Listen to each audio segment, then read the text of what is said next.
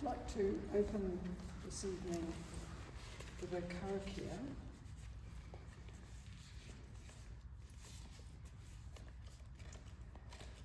Whakataka te hau ki te uru, whakataka te hau ki te tōnga. Kia makina kina ki uta, kia mataratara ki tai. E hi ake ana te atakura, he tio, he hoka, e hao hu, te hei maariora. I chose that karakia for the imagery that it conveys that seemed quite appropriate to the proceedings tonight, and for the genesis of this book, which I will talk about, and then we're going to have Peter and Grant talking to us. But I'll give you the translation. It's not a literal translation, but it's one that conveys the meaning. Cease the winds from the west, cease the winds from the south. Let the breeze blow over the land, let the breeze blow over the ocean. Let the red-tipped dawn come with a sharpened air, a touch of frost, a promise of a glorious day. Behold, there is life. And to me, that conveys the idea of sort of getting rid of the distractions and calming the space so that we can receive something new this evening.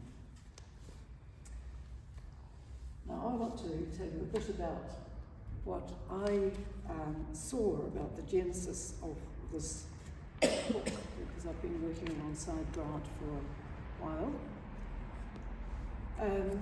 In August of last year, 200 people gathered at Waitangi to celebrate the bicentenary of the arrival of Richard Davis and his family in the Bay of Islands. And Grant and I were two of the speakers.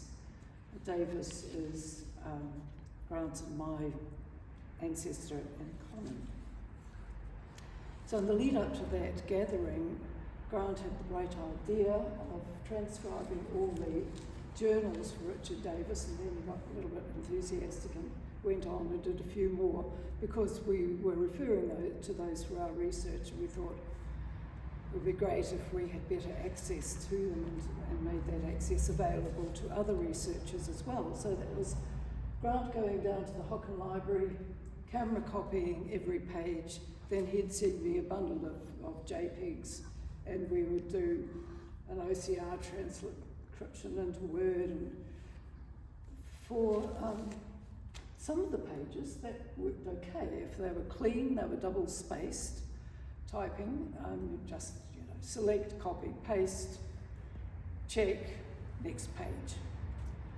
But some of them were not. They were single-spaced, they had cross-outs, and when you did the select, you could see a whole lot of words didn't pop up, and they jumbled them all in order, and so it was a big job going through and correcting, filling in the spaces, and sometimes completely retyping. I suppose I was rather task-focused, and I was just plugging on, get these pages done. And I would mark some of the pages if I thought that was something I wanted to go back to and use in my research. Whereas Grant got rather captivated by one day in 1825. But it was a contrast, this thing about sweeping away the distraction of the work that I was focused on, and he had seen this page that I really stepped over the top of. So when you do an exercise like that, you engage in a really close reading. And Grant just got stuck on this page, and you saw so much in it that I hadn't picked up. But it was a simple conversation on the surface of it. A group of Māori and a group of missionaries, and one of the missionaries was translating the conversation, English into Māori, Māori into English, and then another missionary was writing them down. So it was a recorded conversation, not as we record it today with a camera. But there was that snippet that I saw Grant really grasping and wanting to run with. Now, other historians have used that snippet as an example or evidence for the work that they're doing, but in Grant's case, he was focusing on the conversation itself. And the other night, I think it was Jeff, talked about a microhistory, and I think I might call it a microscopic history, something under the microscope. And then when you do that, you see all this detail, but you can also sort of pan out and see where that came from. And in so doing, I think, Grant, you used your listening skills. It was a conversation that you were actually listening to rather than just reading, to reveal a bigger picture. So that, to me, was letting the red-tipped dawn come with a sharpened air. So Grant can tell you about his story in a little while. I'm going to turn to Peter to make his comment first, and then Grant, you can just follow us up. Thank you. Now, Peter will be known to many of you, and to those who don't know, he's emeritus professor from Massey University, where he taught for 40 years. In retirement, he works as chair of the Ethics Committee of Auckland University of Technology and continues to publish and do a whole lot of other things. And probably like all of us, you think, how on earth did I fit work into my day? Peter was appointed a member of the New Zealand Order of Merit in 2019, New Year Honours for services to religious history and community. He has published extensively, starting with his early independent publication of There We Found Brethren, 1977, which was when you were doing your PhD at Sussex University. Explored the development of Brethren assemblies in New Zealand. He's undertaken research and published on new religious movements, such as Destiny Church, and the histories of the Brethren, Protestantism, evangelicalism, ecumenism, Methodism, and Anglicanism, a very broad spectrum. And all of these have been underpinned by the doctoral studies at the University of Sussex, where Peter completed his PhD in 1978. And that research focused on the 18th and 19th century British Protestant sects, which it covers the time period that Grant is talking about. Researchers have also benefited enormously from the religious history of New Zealand bibliography that Peter has compiled and probably still are compiling online. It's a first stop for anyone who's researching in the field. Peter was founding and long-serving secretary of the Religious History Association in New Zealand from 2001. He's been a regular commentator on religious matters in New Zealand in the media, and is really the go-to guy for commenting on any matters that come up in the moment. I first met Peter probably around 2002, soon after the Religious History Association got up and running. I found him an engaging speaker at those conferences. And talking to some of the master's and PhD students he has supervised, they felt privileged to have been mentored by him. I was therefore delighted to work with Peter and with Alan Davidson between 2009 and 2014 on the history of the Auckland Anglican Diocese, the bicentenary commemorative conference on the beginning of the CS mission in Aotearoa, New Zealand, and the publication of Te Rongopai, which came out of that conference. I'd say that professionalism is not an adequate description for Peter. He's just a great guy to work with. in all respects. So I look forward to hearing your thoughts on Grant's publication. You may. Thank you. Go. Okay, I might stand because you'll hear me more clearly if I stand, I think. It's really a delight to speak at the Auckland launch of this book. I know you've already had one launch in Wellington, and in a place which is so redolent of Anglican history. We're looking at a conversation that exactly 2 centuries ago, think of that, took place and speaks so profoundly of the relationship of Māori and missionary. What I love about this book, it's a tiny little book with a glimpse of one conversation, but it captures something which it seems to me so many people don't get right. That is the complexity of the encounter between Māori and missionary. By no means a one-way transaction. And that's what the book emphasizes and clarifies, I think. By using and exploring a particular moment, Grant is able to capture the ambivalence and the positives and the negatives of the robust exchange between Māori and missionary, which to my mind explains the factors in the debate that must have gone on in many Māori about would they convert to this new religion or not, showing that it's complex, it requires careful reflection and examination. A quote from page 7 of I think it's the preface of the book. This conversation offers evidence of the missionaries' sincere respect for Māori, despite their evangelical eccentricities, Anglo-centric bias, and semi-conscious assumptions of cultural superiority.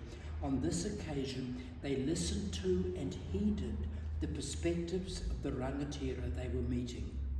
In turn, though staunch in their defence of and adherence to traditional cultural values, the rangatira demonstrated a remarkable tolerance and willingness to consider the implied rebukes of the missionaries' words, which they accepted as motivated by araha. That, I think, is the key insight of the book, and I think it's an incredibly helpful insight. Grant sees it as a tipping point in the relationship. I'm not so sure whether it was a tipping point, but I think it's an interesting indication of how things were at this moment. I want to talk briefly about the thesis which Malcolm Falloon completed in 2020, which is entitled The Māori Conversion and 4 Early Converts. Now, Malcolm Falloon looks at the first 4 converts as he sees them. Sorry, I just need to stop that phone call. He starts with, he calls it the conversion of Ruatara, though I doubt if it can really be described in that way.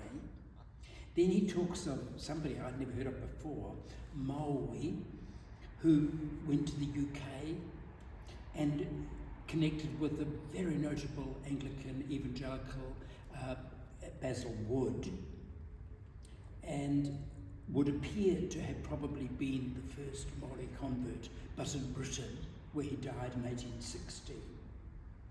And then he talks in detail of the conversion of Karatiana Tirangi, the brand plucked from the burning, as Henry Williams described him, who was baptised, I think, the day before his death, on the 15th of September 1825, and then the conversion of Rawiri Taifanga in February 1830, which marks the great moment of the tipping point when very large numbers of Māori were converted from that point. Now, what's interesting is that Falloon's argument, especially for the chapters on Tarangi, focus also on a group of conversations, 10 conversations to be precise, And Falun goes through these conversations in great detail and includes the text of them in an appendix. So the first conversation begins somewhere between September and November in 1823, and it takes place at Waitangi, and it's between Henry Williams, William Fairbairn, who I think must have been the translator throughout this group of conversations, and what later turns out to have been a group of Māori, among which is Te Rangi, that very first convert in New Zealand. So here is the description that Henry Williams gives of it. The following is the substance of a conversation we had some time ago at a village a mile distant. Remember, he's in by here, so that makes sense.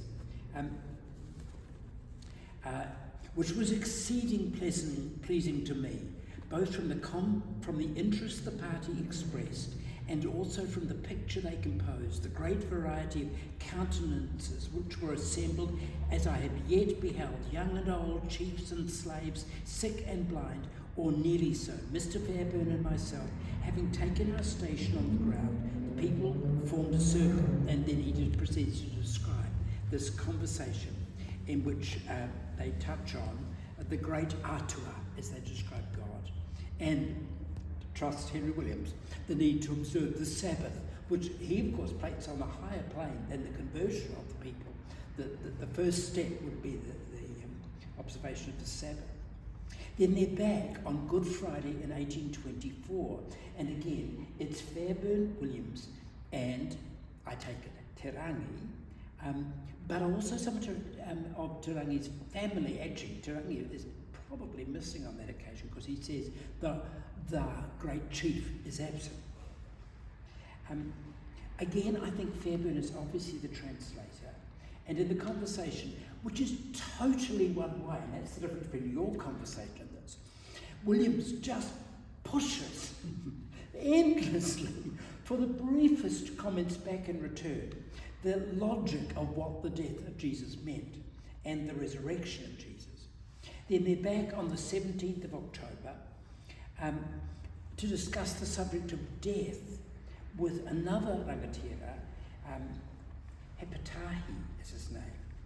And then there's a further discussion, and the rangatira explains, justifying why there's very little interest from the people.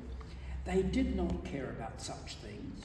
All they thought of was eating and drinking and fighting. That had he told them, they would not have come. He said, if we'd come to talk about anything else, or to give tokens, that's items of trade, we should have had numbers. So, that is a point where you had to attract people to come along to the conversation. So it's a very intriguing description of a gradual shift in Māori opinion that's there in these discussions. Then by the fifth meeting, they further talk to Rangi, and in Dialogue 6 there's a chief from Tauranga who has never heard this kind of conversation before and is totally confused. Here, our old friend, the old chief, Te Rangi I presume, remarked with considerable energy that if Shunghi, as that's the way that Hongi is described often in these papers by the Europeans, and some other head chiefs were to believe, they would have plenty of followers to listen to them, as they now have to go to the fights. So the distraction of the musket wars, has got them completely disinterested in this missionary circumstance. However, by Dialogue 7, Rangi is very sick, and from 7 to 10, there is an increasing focus upon his sense of the fear of death. And on the brink of death, there's a long description of his decision to be baptized. And then in the final dialogue that Falun reports in his thesis, they talk to his widow about what has happened. And that's on the 2nd of October, 1825. And just 2 months later takes place the conversation that you report, although with slightly different assembly of missionaries, and and a different translator. And that may be significant. So I think undoubtedly though, word, even if this is in Kerikeri, word would have spread of what had happened at Waitangi 2 months earlier. But equally, plenty of discussions about the slaves that they brought back when they returned from the fighting. And, as we see, the building of the ship in Pahia, which you cleverly find in that conversation. And, as you say, the respect for the fact that they built the house, that Puckey has helped build the house for Hongi on the marae at Kerikeri must make a difference. So this meeting at Kerikeri, with its frank discussion, is one of any number of conversations that must have taken place. And the different members who take part in those conversations, I think, reflect different tones, different people, but also follow somewhat similar trends. It's very interesting then that the primary reason that the meeting seems to have been called, and very carefully called, Henry Williams is going to come over to George Clark's house to be there for this discussion because he's very concerned at this way in which Ngāpuhi are going off to fight wars in the south, and he wants to stop the warfare.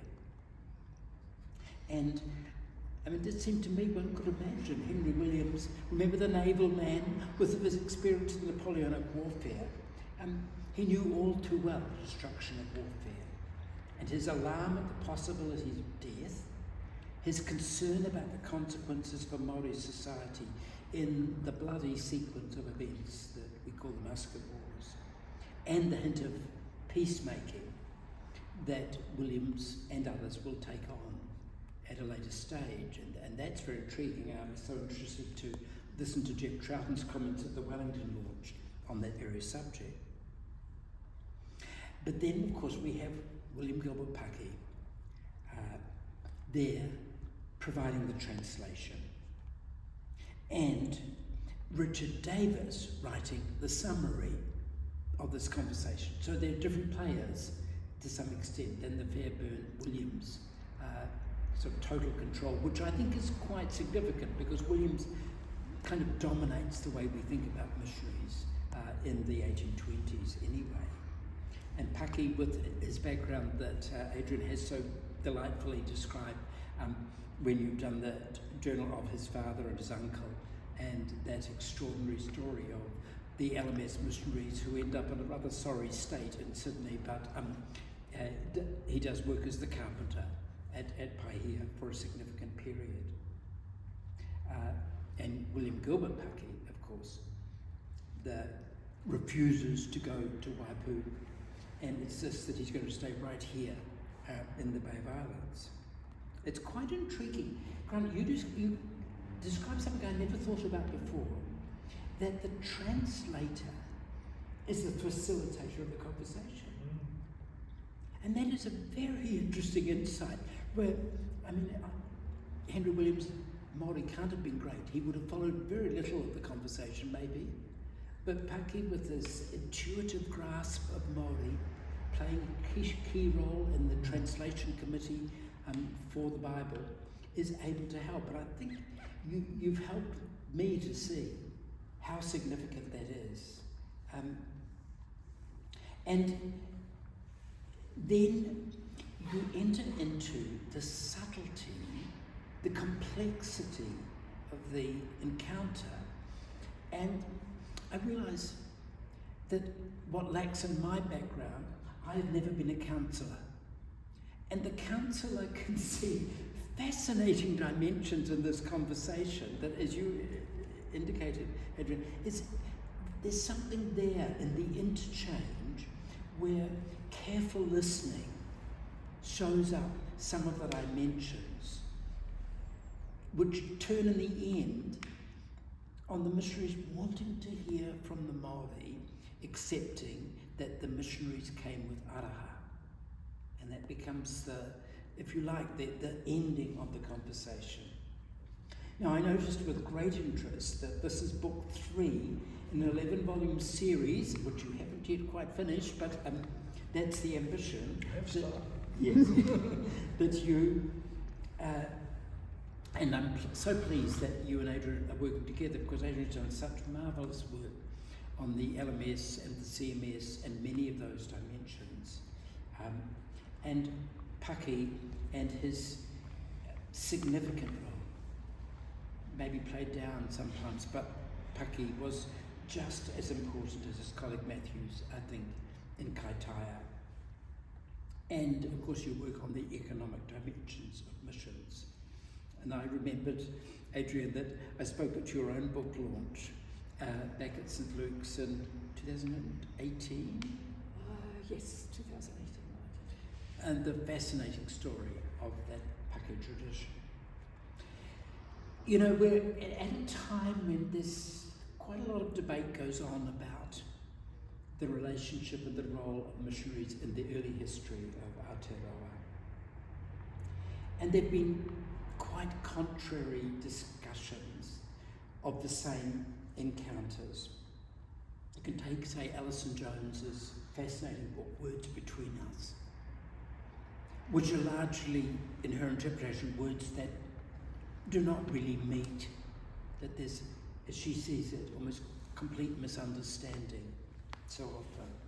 On the other hand, there's Tony Ballantyne in Entanglements of Empire, which shows so many interconnections and reminds us that missionaries weren't anything to do with the colonial encounter, and yet they were everything to do with the colonial encounter, and that's the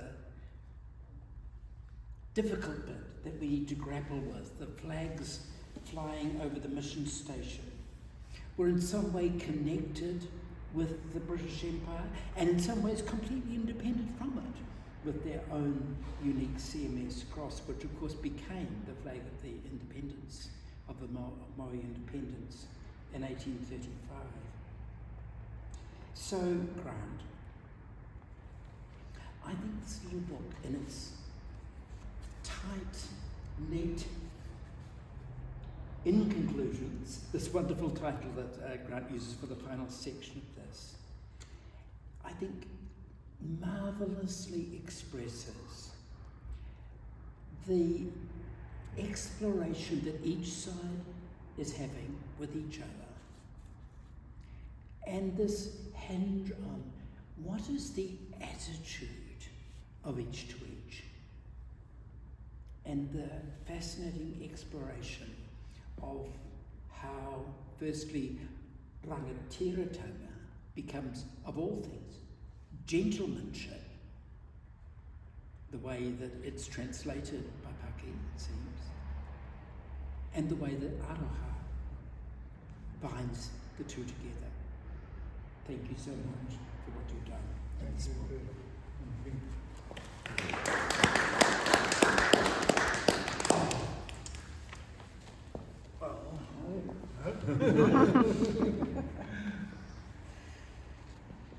On the back of the book, we're told that Grant has retired from a multifaceted career in consulting, counselling and education that has involved him in many public sectors projects around the world. His undergraduate studies were in science, maths, anthropology, economics, philosophy and phenomenology of religion, but he has postgraduate qualifications in guidance and counselling. And I know that Grant is not so well known to you folk here because he's based in Wellington. So thank you very much for coming up to talk to us about your book.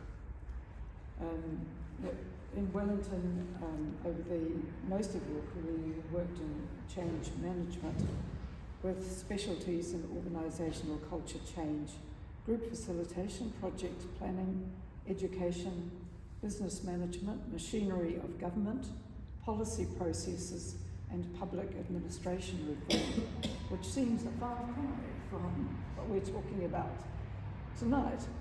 But in retirement, you have decided to embark on this, researching, writing, and editing a series of books on your ancestors who were early missionaries in the Bow Islands and Far North. and their place in history over the last 230 years. This book is the third in the series, and we look forward to some more. Grant brings to his writing a background of analysis and listening.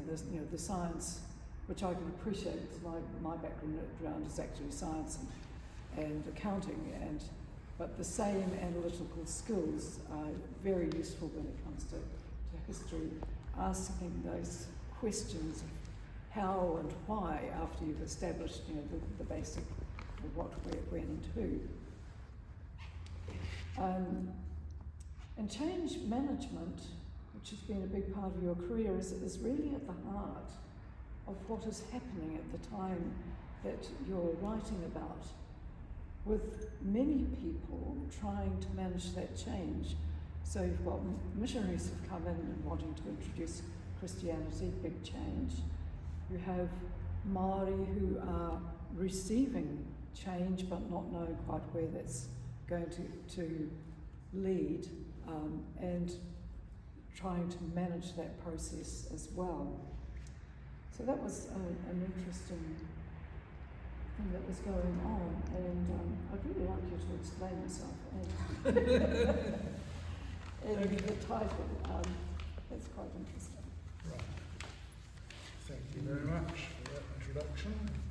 And thank you very much, Peter, for your talk.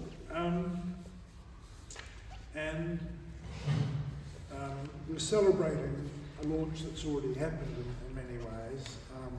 And Adrienne, very kindly, after seeing my speech at the first launch, reminded me that what I should really be talking about was how I came to write it. Why am I writing this book? And what did I learn from the book, from writing it? And then what is the future? What is the purpose of publishing this book and getting it out to a readership? So that's what I'll talk about here tonight. So thank you for that recommendation. And you mentioned, Peter, about how important the translation role was in this particular conversation. And that really takes me back to why I wrote the book, because earlier on I'd written something about William Gilbert Puckey and his land purchases in Kaitaia, and I'd forwarded this to Adrienne, and having read her wonderful book on the brothers and their journey around the world, I was very interested in this chap William Gilbert Puckey and finding out more about this ancestor. And Adrienne introduced me to a chap, Barry Rigby, down in Wellington, who was a historian with Waitangi Tribunal. And he pointed me towards some work that Dame Joan Metch had done for the Murawhenua Land Tribunal, where she had accused Puckey of being a clumsy translator. And as a descendant, I was slightly irked by this. I thought, well, really? Was he clumsy? Because I'd always heard that he was actually fluent in Te Reo, that he had grown up as a boy of 14, arriving in 1819 on the General Gates in Kirikiri, that he had, through immersion, come to appreciate not just the language but the culture. But he hadn't done what Kendall had done and absorbed so much of the culture that he had actually been converted himself. He stayed with his feet on the ground to some extent, where he was pushed in various taumuru, where his family's possessions were stripped and the plates were broken. So he suffered in the encounter. So he had a very realistic understanding, I think, and experience of the space between the culture they were bringing and the culture they were meeting. And so when I, as Adrienne said, spotted this conversation in this massive material that we'd gathered up from the Hoka. And I'd seen it before in Coleman's book at the end, and it was in that book, it's at the very end of the book, whereas when we were going through the Hokan archives, we found it in its place in time, chronologically located as this is a year after Davis has arrived. And reading it again and again, I did a transcription myself, Adrienne did a transcription, I proofread Adrienne's transcription, and then we were putting these into PDFs and putting them up on a website. But certain passages of this conversation jumped out to me. And the first one is one that Jeff's referred to in his talk at the Wellington launch, where after a discussion about how quickly the children, the rangatahi, are learning to read and learning what the book says, and the rangatira are saying, you know, they learn so quickly, and they learn everything. Just as us adults are surprised at how quickly our children learn to use computers, I suppose, and the digital natives. But anyway, the missionaries say, those that understand the book best in England are the greatest and most useful men. And shungi, in the sibilant tones that Te Reo was spoken in, and as they were heard and transcribed, turns to his countrymen and says words that Puckey translates as the gentlemanship of the English is not altogether derived from who their forefathers were, but from their great learning. And that struck me as being a very interesting thing. And I bumped into Samuel Carpenter in the Alexander Turnbull Library reading room. And I showed him this work that I was working on. And he looked at it and he said, gentlemanship, that's a very interesting word. And we agreed that it was probably a translation of the word rangatira tanga. So that was a very important insight. So the next passage that really struck me was Hihi. And Hihi, after a long passage from, obviously written by Henry Williams, giving, you know, full broadside, grape shot and cannon fire against the enemy, he comes up with these words which Puckey picks up and hears, which is not always the case when you have a facilitator or a translator. Sometimes people ignore things they don't want to hear. But his words, as Puckey translates them, were, your words press us down. You do not give us time to speak for ourselves. And the missionary say, well, we can but speak to you and express our great love. Is it not from love that we have thus addressed you? And here's Henry Williams justifying himself. And you can see that there's a drama emerging in this conversation. And Rawa, or Rewa, the other great rangatira from Kirikiri, says, it is true. Stop till we return from war, and we will learn all the good things. You know, and this is a Shakespearean there's satire, there's, you know, there's so much in here, and I really want to get this whole conversation reenacted on stage and get the dynamics of this drama that are in this conversation. And then further on, there's one other passage where Shongi's nobility, his qualities of rangatiraship, rangatiratanga, come through. And there's a bit of a joke in here, I think. The missionaries say, are you sure that neither of you here present will be killed if you go to fight? And Shongi says, can you tell which of us will be killed? You know, he's teasing, I'm sure. And the missionary said, no, but in going to war, do you not rush, as it were, into the arms of death as from a frightful precipice? You know, which is like my mother saying, if someone else jumps off a cliff, are you going to jump off the cliff too? And Shui rises, and this is Greek tragedy, I think, in here. He says, a man that hath a large, loving heart for his friends who have been killed will bid the world farewell and jump from the precipice. And this statement of the ethos of chieftainship, of warriorship, of rangatiratanga, this nobility, this honour, comes through so strongly. So that's why I got into writing this book. And what I learned was, I learned why a book is called a work by its author. It's a lot of work. And luckily I had wonderful people helping me, editing, providing comment on the work.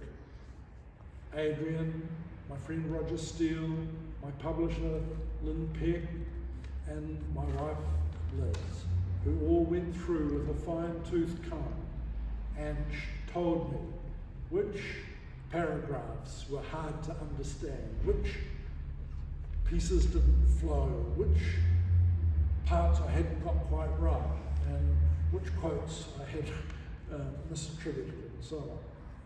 So besides learning where the bodies are buried in terms of where all the archives are in the Hocken Library and the Museum Library up here and the Alexander Turnbull Library in Wellington, I also happened to think, well, I should really go and check the date of this conversation and see which of these other named missionaries also were writing about this period. And I found in George Clark's journals in the Alexander Turnbull Library on the 15th of November, he describes the event about how Henry Williams came over and with William Puckey as the translator. And that was a key point because Dorothy Clower had suggested that it must have been James Shepherd, that had been the translator. But I found that he had been away in Sydney at the time. And it again reinforced for me the fact that Puckey was not a clumsy translator, that he was actually a highly skilled translator and facilitator of this conversation, of this communication, of this bridging this space between the two cultures, really. And one morning I woke up and my subconscious must have been working on it, and I suddenly realised that Hongi had some English, and that by hearing his words repeated back to the missionaries in English that he had spoken in Te Rao, it's like having your words reflected back to you, which is counsel. That's the key intervention a counsellor makes, is to send back to you what you have said so that you can get a better understanding of what it is you're saying. And that the word rangatirata, one of the other key things I learned was that the word rangatiratanga had then been used in the next 2 years, somewhere in there, in the Committee of Missionaries of Kerikeri, for the translation of that piece of text, which is like, I think, the disk operating system of the whole liturgy, the Lord's Prayer. And looking into that, finding out that in fact the Lord's Prayer goes back at least 2,000 years. It goes back to the Aramaic. And it's, when you think about it, it's the addressing the ultimate questions of existence. Where do we get our daily bread? Can we make conditions on earth as they are in some heaven that we can imagine? How do we treat each other? You know, all of these ethical questions are embodied. Now, as a child growing up, I learned the Lord's Prayer like all of us did, I suspect, and it became just a rote, and the words lose their meaning.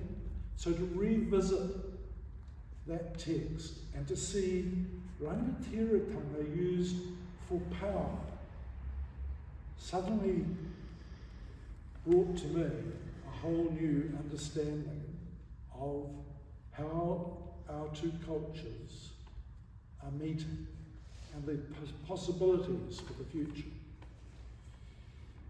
So my purpose and intention, where to go from here, firstly and I'm working on this, to set up a reenactment of this conversation, possibly using students who don't have any particular access to crime in this situation.